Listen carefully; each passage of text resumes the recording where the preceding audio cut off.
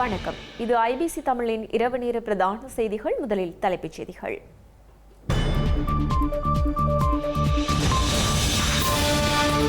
கொழும்பில் உயிரிழந்த சிறுமிக்கு நீதி கோரி போராட்டம். சம்பந்தப்பட்ட ஆசிரியரை இடமாற்ற நடவடிக்கை.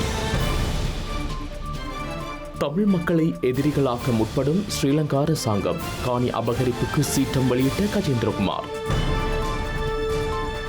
ரணிலின் பாரிய நிதி மோசடி, செலவுகளை வெளிப்படுத்திய நலிந்த. சட்டவிரோத மணல் அகழ்விற்கு எதிர்ப்பு தெரிவித்து போராட்டம். தமிழரசு கட்சி வேட்பாளர் உட்பட 2 கைது. இந்தியாவின் அனைத்து கட்சி குழு கூட்டம், மோடி பங்கேற்கவில்லை. அமெரிக்க பிரித்தானிய வரி குறைப்பு ஒப்பந்தம் வரவேற்றுள்ள வர்த்தக குழுக்கள்.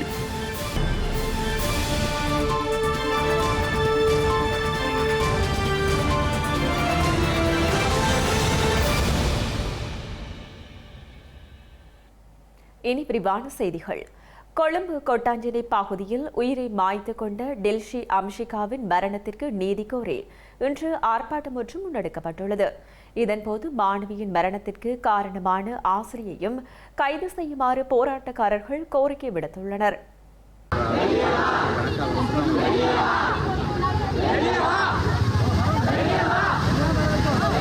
கொழும்பு கொட்டாஞ்சேனை பகுதியில் கட்டடத்திலிருந்து வீழ்ந்து மாணவியொருவர் உயிரிழந்த சம்பவத்தை தொடர்ந்து அந்த மாணவி கல்வி பயின்ற ராமநாதன் இந்து மகளிர் கல்லூரிக்கு முன்பாக பாரிய போராட்டம் ஒன்று முன்னெடுக்கப்பட்டுள்ளது. இந்த ஆர்ப்பாட்டத்தில் பொதுமக்கள், மாணவர்கள், சமூக ஆர்வலர்கள் என பலரும் கலந்து கொண்டு மாணவிக்கு நீதி கோரியிருந்தனர். கொட்டாஞ்சேனை விவேகானந்தர் சந்தியில் ஆர்ப்பாட்டத்தில் ஈடுபட்டதை அடுத்து ஹின்னி ஹப்புகாமி மாவட்டத்தில் அமைந்துள்ள தனியார் கல்வி நிலையத்திற்கு முன்னாலும் எதிர்ப்பு ஆர்ப்பாட்டத்தை முன்னெடுத்தனர். அத்துடன் கொட்டாஞ்சேனை கல்புத்த வீதியில் அமைந்துள்ள மாணவியின் வீட்டுக்கு முன்னால் சென்ற ஆர்ப்பாட்டக்காரர்கள் அங்கு மாணவியின் பெற்றோருக்கு ஆறுதலை தெரிவித்ததுடன் மாணவியின் மரணத்திற்கு காரணமானவர்கள் தண்டனையில் முன்னிலைப்படுத்தப்படுவார்கள் என்று தெரிவித்து ஆதரவு போராட்டத்தை முன்னெடுத்ததுடன் உயிரிழந்த மாணவிக்காக ஆத்மசாந்தி பிரார்த்தனையிலும் ஈடுபட்டனர். பாடசாலை மாணவி டெல்சி அம்சிகாவின் உயிரிழப்புடன் தொடர்புடைய ஆசிரியருக்கு இடமாற்றம் வழங்கப்பட்டுள்ளதாக ஸ்ரீலங்கா கல்வி அமைச்சு தெரிவித்துள்ளது. மாணவி கல்வி பயின்று பம்பலப்பட்டி பகுதியில் உள்ள பாடசாலையின் அதிபரிடம் விசாரணைகள் இடம்பெற்று வருவதாக ஸ்ரீலங்கா கல்வி அமைச்சு விடுத்துள்ள அறிக்கையில் தெரிவிக்கப்பட்டுள்ளது. தற்போது குறித்த சம்பவம் தொடர்பில் காவல்துறை விசாரணை அறிக்கை கோரப்பட்டுள்ளதாகவும் சுட்டிக்காட்டியுள்ளது. அத்துடன் தகவல் கிடைக்கப்பெற்றவுடன் உடனடியாக ஒழுக்காற்று நடவடிக்கை எடுக்கப்படும் என்று கல்வி அமைச்சின் அறிக்கையில் தெரிவிக்கப்பட்டுள்ளது. உயிரிழந்த மாணவி அம்ஷிகாவின் மரணத்திற்கான நீதியை பெற்றெடுப்பதற்கு அவர்களது பெற்றோர்கள் முன்வரவில்லை என ஸ்ரீலங்கா மகளிர் மற்றும் சிறுவர் விவகார அமைச்சர் சரோஜா சாவித்ரி போல்ராஜ் தெரிவித்துள்ளார். மாணவிக்கான நீதியை சமூக ஊடகங்கள் மூலம் கோர முடியாது எனவும் ஸ்ரீலங்கா நாடாளுமன்றில் சரோஜா சாவித்ரி போல்ராஜ் தெரிவித்துள்ளார்.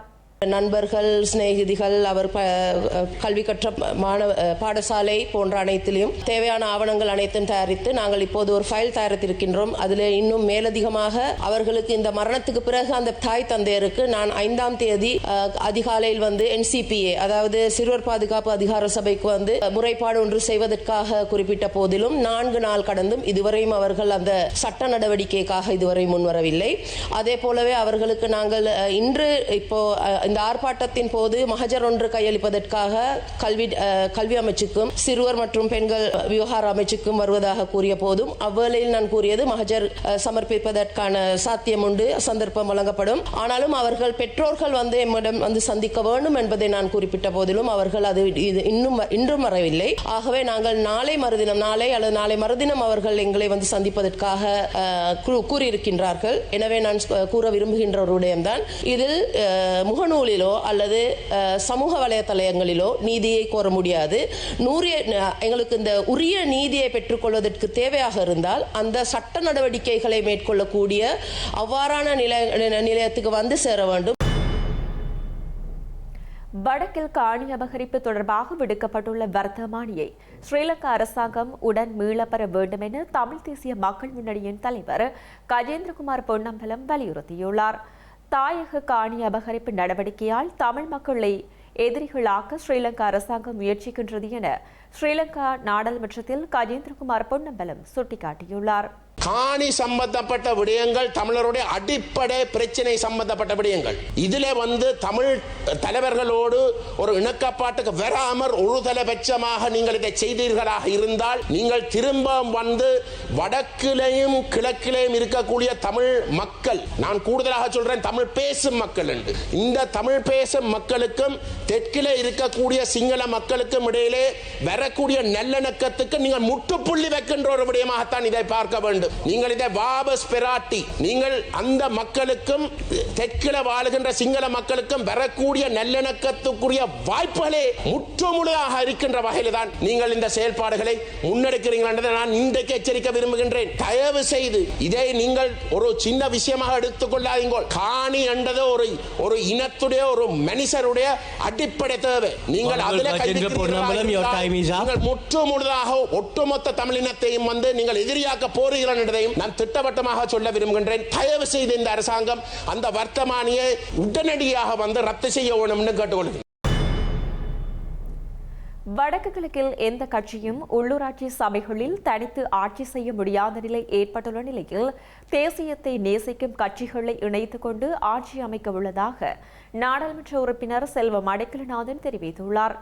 தமிழீழ விடுதலை இயக்கத்தினை பொறுத்தவரை எதிர்காலத்தில் நடக்கும் தேர்தல்களில் தமிழ் தேசிய கூட்டமைப்பாக பயணிக்க நடவடிக்கை மேற்கொண்டுள்ளதாக மன்னாரில் உள்ள அலுவலகத்தில் இன்று மதியம் இடம்பெற்ற ஊடக சந்திப்பில் கூறியுள்ளார்.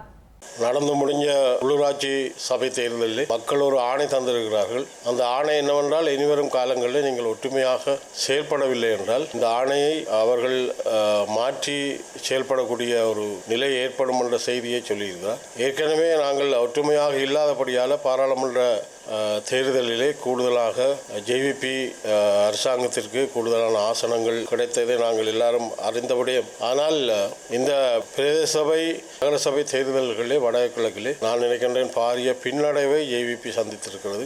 மக்களும் எங்களுடைய தமிழர்கள் ஆளக்கூடிய வகையிலே தங்களுடைய ஆணையை தந்திருக்கிறார்கள். அதைவிட மேலாக ஒற்றுமையாக செல்ல வேண்டும் என்று செய்தியையும் சொல்லியிருக்கிறார்கள். எங்களை பொறுத்த மட்டிலே தமிழ் விடுதலை இயக்கத்தை பொறுத்த மட்டிலே அடுத்தடுத்து வருகின்ற தேர்தலாக இருக்கலாம், போராட்டங்களாக இருக்கலாம், தமிழ் தேசிய கூட்டமைப்பு என்ற அடிப்படையிலே தான் செயல்படக்கூடிய ஒரு முயற்சியை நாங்கள் மேற்கொள்கிறோம். அதை சாத்தியப்படும் என்று நான் நினைக்கின்றேன். இந்த வகையில் இந்த உள்ளூராட்சி மன்ற தேர்தலை வைத்து பார்க்கின்ற போது யாரும் தனித்து ஆட்சி செய்கின்ற வாய்ப்புகள் இல்லாது இருக்கிறது வடகிழக்கிலே. நாங்கள் ஏற்கனவே எங்களுடைய பிரச்சாரத்திலே சொன்னது போல தேசியத்தை நேசிக்கின்ற கட்சிகளோடு தான் ஆட்சி அமைப்பதற்கான செயல்பாடுகள் இருக்கும் என்று நாங்கள் ஏற்கனவே சொல்லியிருந்தோம். நாங்கள் தமிழிசை கட்சியோடும் பேசுகிறோம், கயந்திரமார்க்கும் பெருநம்பலத்தோடு நாங்கள் பேசிக்கொண்டிருக்கின்றோம். அந்த வகையிலே எங்களுடைய முதல் ஆட்சி அமைக்கின்ற செயல்பாடுகள் தமிழ் தேசிய கட்சிகளோடு தான் இருக்கும். அந்த வகையிலே பேச்சுவார்த்தை நடந்து கொண்டிருக்கிறது. இது ஒரு ஆரம்ப அடிக்கல்லாக, ஆரம்ப ஒற்றுமைக்கான ஒரு செயல்பாடாக இது அமையும். இனிவரும் காலங்களிலே நாங்கள் ஒரு ஒற்றுமையான ஒரு அணியாக மக்களை சந்திக்கின்ற வாய்ப்பை ஏற்படுத்துவோம் என்பதை இங்கு குறிப்பிட விரும்புகின்றேன். அந்த வகையிலே மக்கள் ஒற்றுமையாக வர வேண்டும் என்பதற்காக தங்களுடைய வாக்குகளை எந்த கட்சிக்கும் பெரும்பான்மையாக அளிக்கவில்லை. கிளிநொச்சியை தவிர என்னை பொறுத்த மட்டிலே அது மக்களுடைய ஆணை, ஆசை, விருப்பம் எல்லாம் இந்த தேர்தலிலே வெளிப்படையாக சொல்லப்பட்டிருக்கிறது. அதை உணர்ந்தவர்களாக செயல்பட வேண்டும். இல்லை என்றால் சிங்கள கட்சிகள் எங்களுடைய தேசத்திலே கொடிகட்டி பறக்கின்ற வாய்ப்புகளை நாங்களே உருவாக்கிய ஒரு அவல நிலைக்கு தள்ளப்படுவோம் என்பதை இங்கு குறிப்பிட விரும்புகின்றேன். மட்டக்களப்பு வாழைச்சேனையில் சட்டவிரோத மணல் அகழ்வினை எதிர்த்தும் மணல் ஏற்றிச் சென்ற வாகனத்தை வழிமறித்து மக்கள் ஆர்ப்பாட்டத்தில் ஈடுபட்ட நிலையில் காவல்துறையினருடன் பேசுவதற்கு சென்ற தமிழரசு கட்சி வேட்பாளர் உட்பட 2 கைது செய்யப்பட்டுள்ளனர். இதனையடுத்து அங்கு பெரும் பதற்றம் ஏற்பட்டதுடன் காவல்துறையினரின் அடாவடியை எதிர்த்து மக்கள் ஆர்ப்பாட்டத்தில் ஈடுபட்டுள்ளனர். வாழைச்சேனை கிண்ணியடி ஐஸ் உற்பத்தி நிலையத்திற்கு அருகாமையில் உள்ள தனியார் காணி ஒன்றில் 2021 ஆண்டு மீன் வளர்க்கும் திட்டத்தின் கீழ் பாரிய குழியை தோண்டி மண் அகழ்ந்து வெளியிடங்களுக்கு ஏற்றிச் சென்று விற்பனை செய்து வந்துள்ளனர். இதனை கண்டித்து கடந்த காலங்களில் கிராமத்து இளைஞர்களால் கண்டன ஆர்ப்பாட்டங்கள் முன்னெடுக்கப்பட்டு வந்த நிலையில் இந்த திட்டம் இடைநிறுத்தப்பட்டது. இந்த நிலையில் மீண்டும் கடந்த 1ஆம் தேதி குழிகளை தோண்டி மண் அகழ்வில் ஈடுபட்டதை அடுத்து அங்கு சென்ற கிராம மட்ட அமைப்புகள் எதிர்ப்பு தெரிவித்த நிலையில் மண் அகழ்வில் ஈடுபட்டவர்கள் தற்போது தங்களிடம் அனுமதி பத்திரம் உண்டு என தெரிவித்துள்ளனர். இந்த நிலையில் சம்பவ தினமான இன்று காலை 10 மணி அளவில் பிரதேச மக்கள் ஒன்று திரண்டு அகழ்ந்த மண்ணை ஏற்றிக்கொண்டு வேறு இடத்திற்கு கொண்டு சென்ற கனரக வாகனத்தினை வீதியில் வழிமறித்து ஆர்ப்பாட்டத்தில் ஈடுபட்டனர். இதனை அடுத்து அங்கு சென்ற காவல்துறை ஆர்ப்பாட்டத்தில் ஈடுபட்ட உள்ளூராட்சி மன்ற தேர்தலில் போட்டியிட்ட தமிழரசு கட்சியின் வேட்பாளர் மற்றும் மற்றொரு இளைஞர் சென்று பேசிய நிலையில் அவர்கள் இருவரையும் காவல்துறையினர் கைது செய்த நிலையில் பெரும் பதற்றம் ஏற்பட்டது. இதனைத் தொடர்ந்து ஆர்ப்பாட்டக்காரர்கள் கைது செய்த இருவரையும் விடுதலை செய்யுமாறு கோரிய நிலையில் கைது செய்யப்பட்ட இருவருக்கும் எதிராக வழக்கு பதிவு செய்துவிட்டு அவர்களை பிணையில் விடுவித்தனர். இது தொடர்பாக அரசு அதிபர் தலைமையில் மாவட்ட செயலகத்தில் பிரதேச செயலாளர் நில அளவை சுரங்க பணியகம் மற்றும் மாவட்ட நன்னீர் மீன் வளர்ப்பு அலுவலகம், மத்திய சுற்றாடல் அதிகார சபை போன்ற திணைக்களங்களுடன் விசேட கலந்துரையாடல் இடம்பெற்றதை அடுத்து மாவட்ட அபிவிருத்தி குழு கூட்டம் வரை இந்த மண் அகழ்வை இடைநிறுத்தி வைக்க அதிகாரிகள் தீர்மானித்தனர். எனினும் ஆர்ப்பாட்டத்தில் ஈடுபட்ட மக்கள் அங்கு கொட்டகை அமைத்து அமர்ந்து தொடர்ந்தும் ஆர்ப்பாட்டத்தில் ஈடுபட்டு வருகின்றனர். யாழ்ப்பாணத்தில் மின்னல் தாக்கி ஆணொருவர் மரணமடைந்துள்ளார். யாழ்ப்பாணம் சுன்னாகம் காவல்துறை பிரிவிற்குட்பட்ட ஏழாலை பகுதியில் மின்னல் தாக்கி ஆணொருவர் இன்றைய தினம் உயிரிழந்துள்ளார். இதன்போது ஏழாலை கிழக்கு ஏழாலை என்ற முகவரியை சேர்ந்த 39 வயதுடைய குணரட்னம் குமரன் என்பவரே உயிரிழந்துள்ளார். குறித்த நபர் இன்றைய தினம் தனது தோட்டத்தில் மிளகாய் அறுவடை செய்து கொண்டிருந்த நிலையில் மின்னல் அவர் மீது தாக்கியுள்ளது. இந்த நிலையில் சிகிச்சைக்காக தெல்லிப்பளை ஆதார வைத்தியசாலையில் அனுமதிக்கப்பட்ட போது சிகிச்சை பலனின்றி உயிரிழந்துள்ளார். இலங்கையிலிருந்து பாகிஸ்தான் லாகூர் நகருக்கு செல்லும் அனைத்து விமானங்களும் மறு அறிவித்தல் வரை இடைநிறுத்தப்பட்டுள்ளதாக ஸ்ரீலங்கா ஏர்லைன்ஸ் அறிவித்துள்ளது. இந்தியா பாகிஸ்தான் போர் நிலைமை தீவிரமடைந்திருப்பதால் பாதுகாப்பு காரணங்களுக்காக இலங்கைக்கும் பாகிஸ்தானின் லாகூருக்கும் இடையிலான விமான சேவைகள் இடைநிறுத்தப்பட்டுள்ளன. பாகிஸ்தானின் லாகூர் நகரில் தொடர்ச்சியாக 3 குண்டுவெடிப்பு சம்பவங்கள் இடம்பெற்றதை அடுத்து இந்த அறிவிப்பு விடுக்கப்பட்டுள்ளது. ஸ்ரீலங்கா ஜனாதிபதி ஆட்சிக்கு வருவதற்கு முன்னர் மக்களுக்கு வழங்கிய உறுதிமொழிகளால் நாட்டு மக்கள் ஏமாற்றமடைந்துள்ளதாக எதிர்க்கட்சித் தலைவர் சஜித் பிரேமதாச தெரிவித்துள்ளார். முன்னாள் ஜனாதிபதி தலைமையிலான அரசாங்கம் கையெழுத்திட்ட சர்வதேச நாணய நிதியம் தொடர்பான இணக்கப்பாட்டை மாற்றியமைத்து தாம் ஆட்சிக்கு வந்ததன் பின்னர் புதிய நாணய நிதிய இணக்கப்பாட்டை எட்டுவோம் என தற்போதைய அரசாங்கம் தேர்தல் காலத்தில் வாக்குறுதிகளை வழங்கியிருந்தன. இருந்தபோதிலும் ஆட்சிக்கு வந்த பிறகு அந்த தேர்தல் வாக்குறுதியை மீறி முன்னாள் ஜனாதிபதி தலைமையிலான அரசாங்கம் கையெழுத்திட்ட அதே சர்வதேச நாணய நிதிய இணக்கப்பாட்டை பின்தொடர்வதால் நமது நாட்டு மக்கள் தற்போது பல சிரமங்களை எதிர்கொண்டுள்ளனர். மின்சார கட்டணத்தை 33% குறைப்பதாக கூறிய தற்போதைய அரசாங்கம் நிபந்தனைகளுக்கு உட்பட்டு மீண்டும் மின்சார கட்டணத்தை அதிகரிக்க தயாராகி வருகிறது. ஸ்ரீலங்காவின் முன்னாள் ஜனாதிபதி ரணில் விக்ரமசிங்க 2022 முதல் 2024 வரை 23 வெளிநாட்டு பயணங்களுக்காக மொத்தம் 1.27 பில்லியன் செலவுகளை செய்துள்ளதாக அமைச்சர் நலிந்த ஜெயதிச இன்று ஸ்ரீலங்கா நாடாளுமன்றத்தில் தெரிவித்துள்ளார். ஸ்ரீலங்காவின் முன்னாள் ஜனாதிபதி ரணில் விக்ரமசிங்க 2022 4 வெளிநாட்டு பயணங்களையும் 2023 14 வெளிநாட்டு பயணங்களையும் 2024 5 வெளிநாட்டு பயணங்களையும் மேற்கொண்டுள்ளார் என அமைச்சர் நலிந்த ஜேதிச தெரிவித்துள்ளார். 2022 63 அரசு அதிகாரிகள் வெளிநாட்டு பயணங்களிலும் 2023 மொத்தம் 252 அரசு அதிகாரிகளும் 2024 சுற்றுப்பயணங்களுக்காக 111 அரசு அதிகாரிகளும் பங்கேற்றதாக அவர் குறிப்பிட்டார்.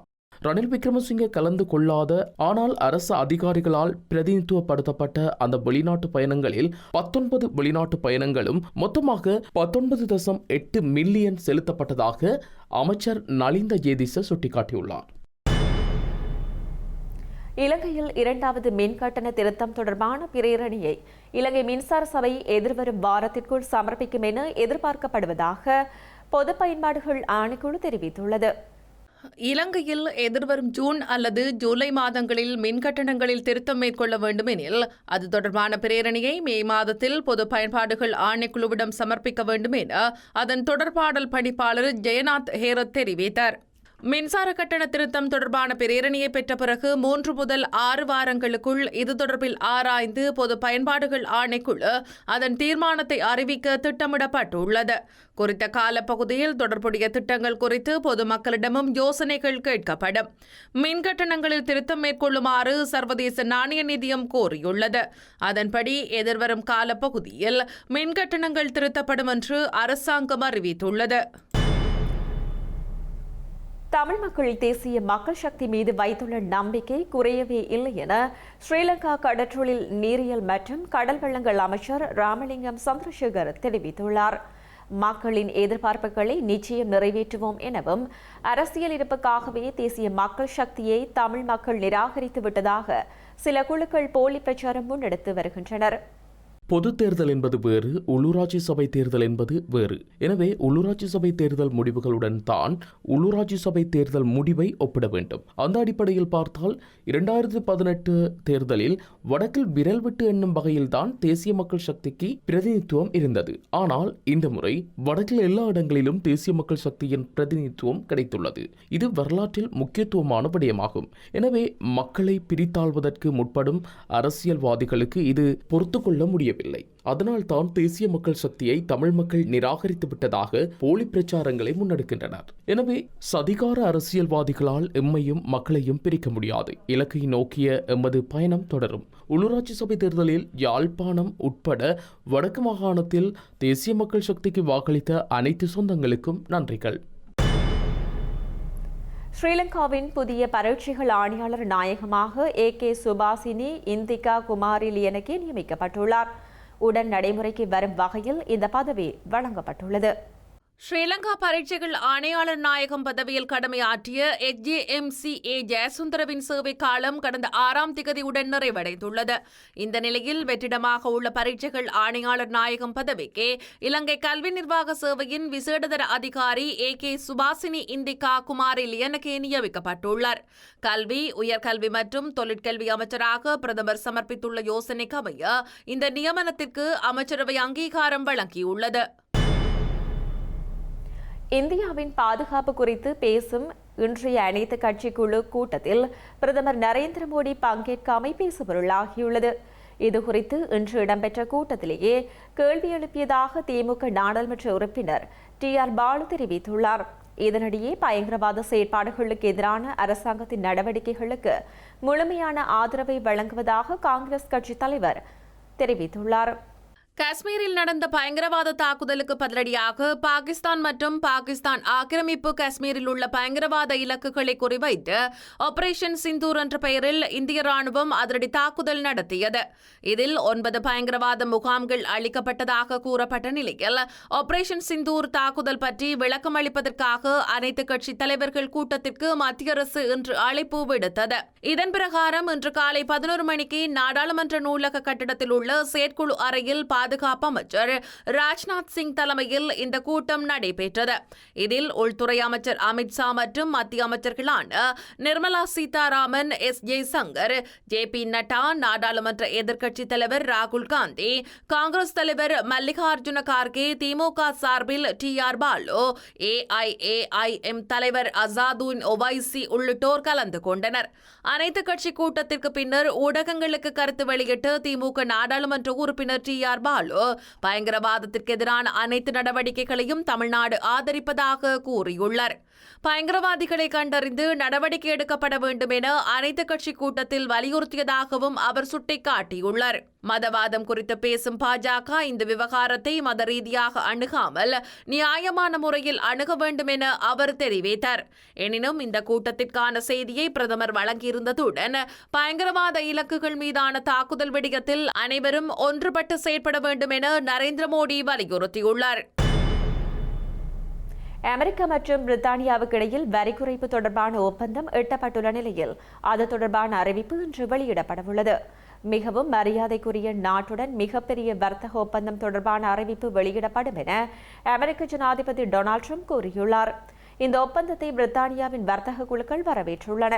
அமெரிக்காவின் ஜனாதிபதியாக டொனால்ட் ட்ரம்ப் பதவியேற்ற பின்னர் தமது நாட்டிற்கு பொருட்களை ஏற்றுமதி செய்யும் நாடுகளுக்கு புதிய வரிகளை அறிவித்தார். ஏற்கனவே உருக்கு, அலுமினியம் மற்றும் மகளுந்துகளுக்கு 25% வரியையும் ஏனைய அனைத்து பொருட்களுக்கும் சரிசமமாக 10% வரியையும் அமெரிக்கா அறிவித்து வருகின்றது. இது அந்த நாடுகளுக்கு பாதிப்பை ஏற்படுத்தியுள்ள நிலையில் அமெரிக்காவுடன் வரி தொடர்பான உடன்படிக்கை அறிவிப்பை வெளியிட்டுள்ளதை பிரித்தானியா உறுதி செய்துள்ளது. பொருளாதாரம் மற்றும் தேசிய பாதுகாப்பு இரண்டிற்கும் இன்றியமையாத நட்பு நாடுகளுடன் வரி ஒப்பந்தம் செய்வது குறித்து அறிவிப்பை பிரதமர் ஹேர் ஸ்டாமர் வெளியிட உள்ளார். 2 நாடுகளுக்கும் இடையேயான ஒப்பந்தம் குறித்த பேச்சுக்கள் துரிதமாக இடம்பெற்று வருவதாகவும் அவர் கூறினார். இந்தியாவுடனான உடன்படிக்கை அறிவிப்பு வெளியாகி 3 நாட்களின் பின்னர் இந்த அறிவிப்பு வெளியாக உள்ளது. ஐரோப்பிய ஒன்றியத்தில் இருந்து விலகியதன் மற்றுமொரு நன்மையாக இந்த ஒப்பந்தம் செய்யப்படுவதாக கன்சர்வேட்டிவ் கட்சி கூறியுள்ளது. செய்திகளின் நிறைவாக மீண்டும் தலைப்புச் செய்திகள்.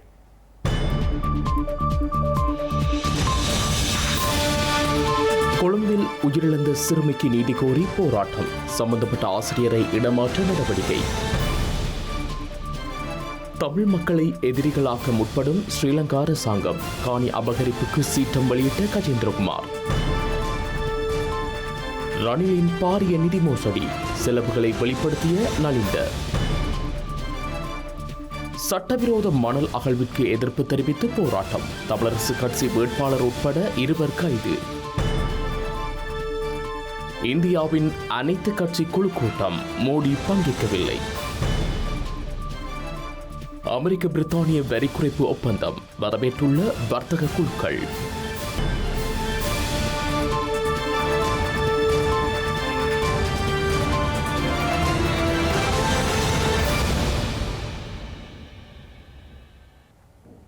இத்துடன் ஐபிசி தமிழின் இரவு நேர பிரதான செய்திகள் நிறைவு பெற்றன. உடனுக்குடன் செய்திகளை அறிந்து கொள்ள ibctamil.com என்ற நமது இணையதளத்தை பார்வையிடுங்கள். வணக்கம்.